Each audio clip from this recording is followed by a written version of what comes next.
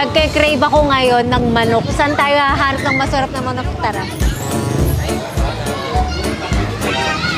Ay, sorry. Thank you, Sil. Ayan, masarap dito. Lika.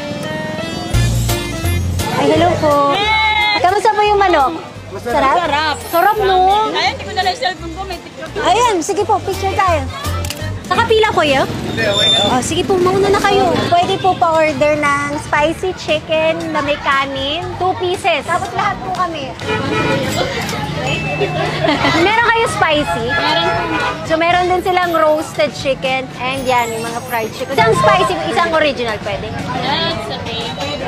Yes! Tignan mo gano'ng kalaki yan. Laki yung manok. Ito yung favorite na chicken ko. Yung 5-star chicken. Ito na ako sa court kumain kasi nagkakagulo na doon. Paparinig ko lang sa inyo yung crunch. Grabe. So this 5-star chicken is actually galing pa to sa Thailand. So alam niyo talaga napaka-quality. Sobrang crunchy. Sobrang sarap. Look at it. Wow.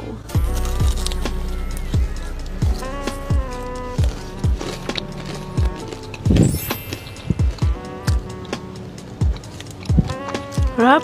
Grabe. So, pumunta na kayo sa nearest 5-star nyo at itry. Boy, sobra talaga.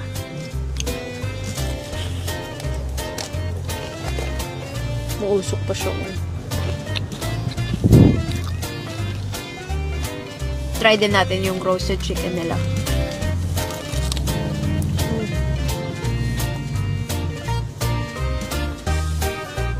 Sarap yung timpla nila.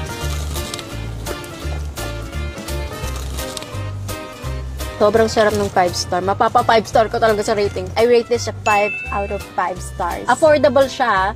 Sa sarap niya. Alam niyo talaga sobrang quality. Kahit na affordable siya, the best pa. Tsaka kahit wala kang gravy, sobrang juicy. Sarap.